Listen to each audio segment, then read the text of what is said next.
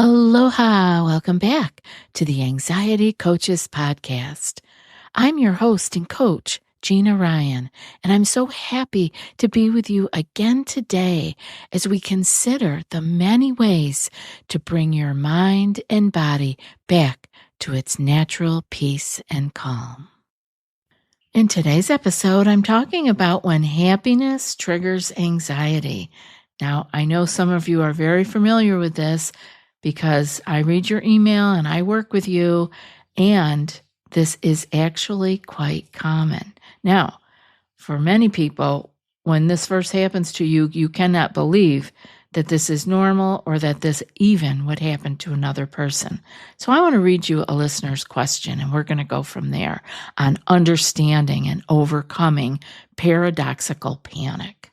Our listener M said, I have struggled with anxiety panic since 2020.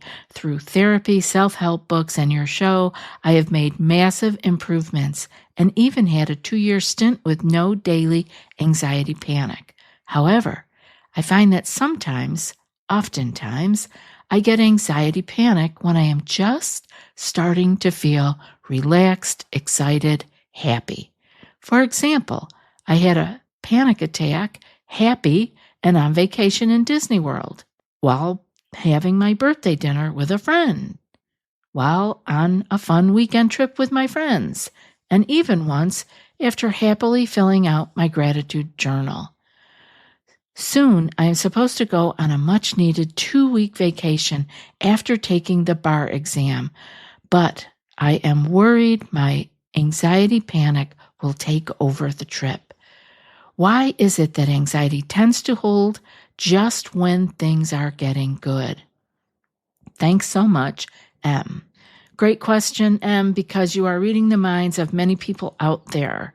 I am so glad to address this, as I don't think I've talked about it recently. So we want to understand the paradoxical nature of anxiety and why sometimes a spike can come when we are beginning to relax or feel happy. Anxiety spiking when this happiness or relaxation is going on is a phenomenon that can seem to be counterintuitive, but it is actually quite common. I have worked with many people where this is the case, and I get a lot more email with this coming up here and there. Here's some of the things that are happening. When someone has been anxious for a long time or deeply, it can be wide or deep, right? When you have been very anxious, the nervous system becomes accustomed to being on high alert. It is comfortable scanning the horizon. That is where your nervous system thinks is your home base. It's not. You should be in peace and calm for home base. But you have been anxious for so long, scanning the horizon is where you settle. And as you start to relax and let go, this sudden change can feel unfamiliar or even threatening. And this will trigger a spike in anxiety as a protective response. You have been anxious for so long that relaxing now is the thing that feels foreign and dangerous to your nervous system. Another thing that can come up is relaxation and happiness can make us feel more open, right? More vulnerable. For those of us who have used anxiety as a defense, if that is you, or if you have done it in the past, this vulnerable feeling may be unsafe to your nervous system. And it's a trigger then. It will increase those stress hormones, leading to anxiety. Some people who develop a fear that any positive feeling will be followed by a negative experience. Now, this is also very common. Many people do develop that feeling of, oh, this great thing happened, and so they're feeling the good feeling, and then immediately they shut and clench down because they are sure that means that a negative experience is going to follow. And this anticipation can trigger anxiety right when you are beginning to feel good and positive and relaxed. Some other things that come up are if someone has come to identify themselves as a, quote, anxious person, feeling happy or relaxed can create an internal conflict. And this can lead to a resurgence of anxiety symptoms. There is no congruence inside you. If you believe and identify as an anxious person, but you are beginning to have life experiences that are leading you to be happy and relaxed, such as a vacation, that incongruence can send out the message that something is wrong. We are not on an even keel here, and stress hormones are released, and anxiety sensations and symptoms may arise. As we start to feel better, we can unconsciously give ourselves permission to experience pent-up anxiety that had been suppressed. Oftentimes when people are anxious, they push it down. This is super common. We just push it down. We're not going to deal with it. And nothing inside us really goes away. We either experience it or we can repress it. And if we push it down, it is really never gone. It's just waiting to arise at some unforeseen special moment when you are happy and relaxed and not thinking about things. It may be when you have somehow given your nervous system permission to experience that suppressed anxiety you've been holding on to. The physical sensations of excitement are something we want to consider here also. Increased heart rate, butterflies in the stomach, that's excitement, right? But they can also be very similar to anxiety. And sometimes our brain can misinterpret these positive arousal states as anxiety instead of excitement. Now, this is something you can play with because you can also be feeling anxiety come up and try to get yourself to reframe it into excitement.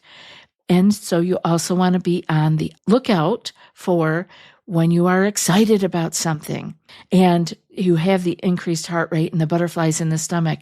And be careful to note, maybe your nervous system is misinterpreting that positive feeling, that positive state as anxiety.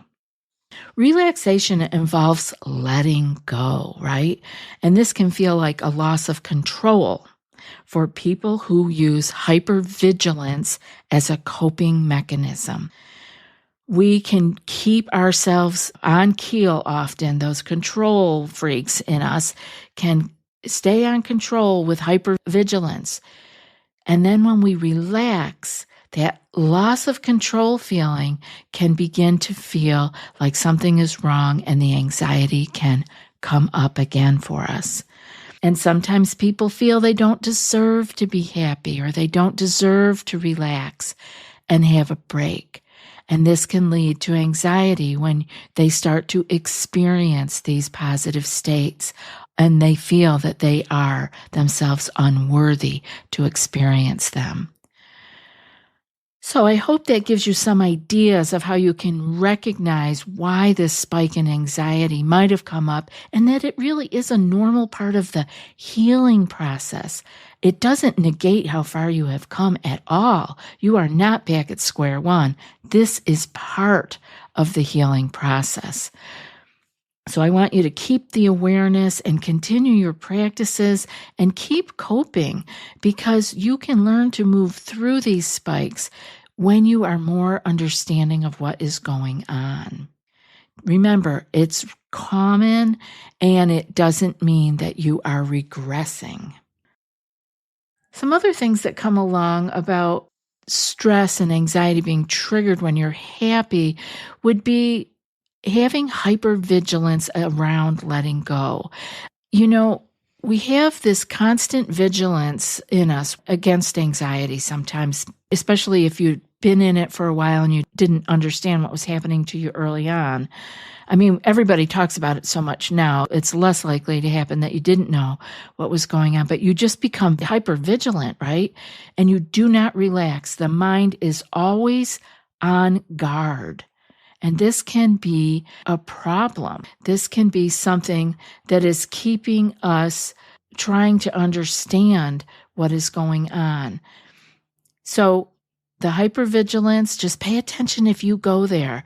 How often during the day are you scanning the horizon? Are you looking for danger? Are you thinking that everything is a problem?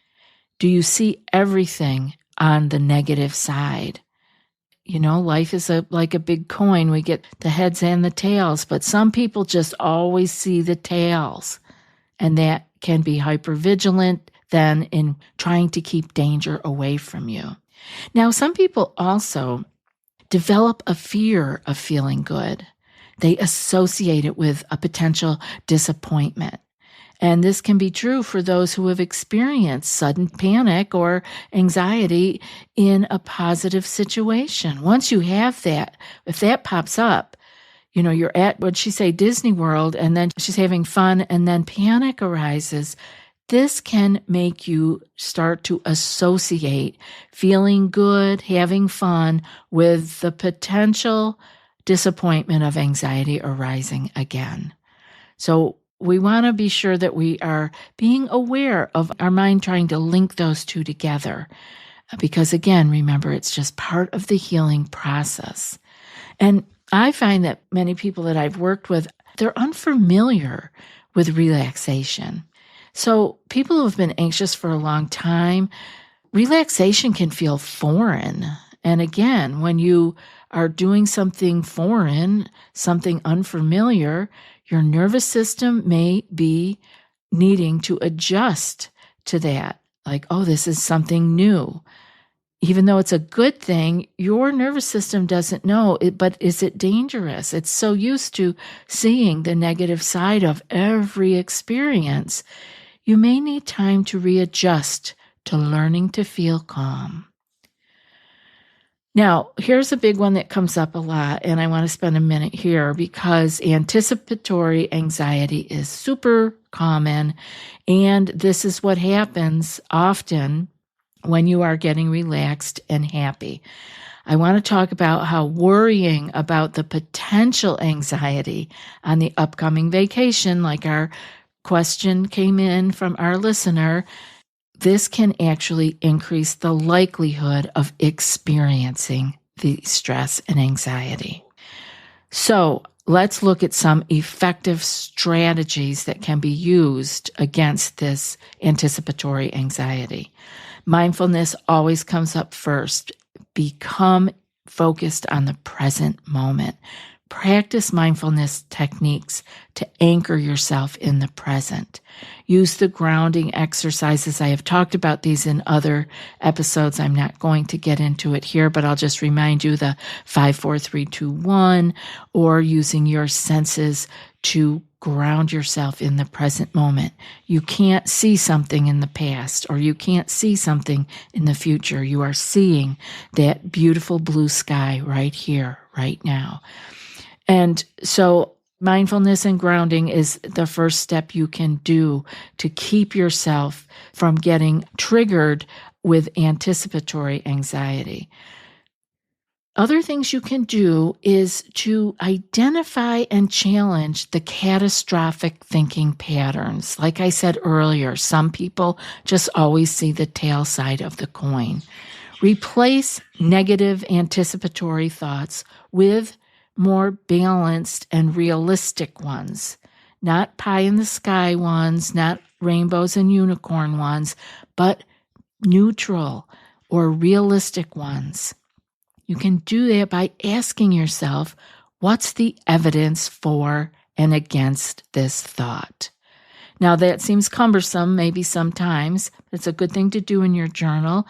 And actually, once you practice this for a while, you begin to be able to do it almost unconsciously. A negative thing will pop up in you, and you'll go, what's the evidence for and against this thought?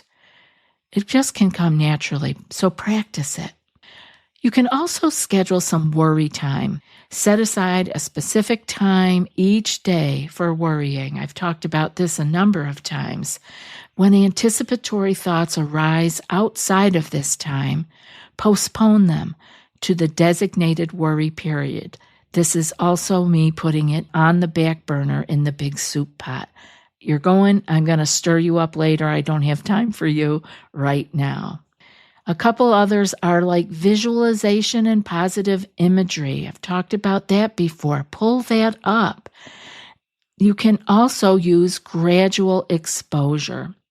By slowly exposing yourself to situations that trigger your anticipatory anxiety. You can start with less challenging scenarios and work your way up.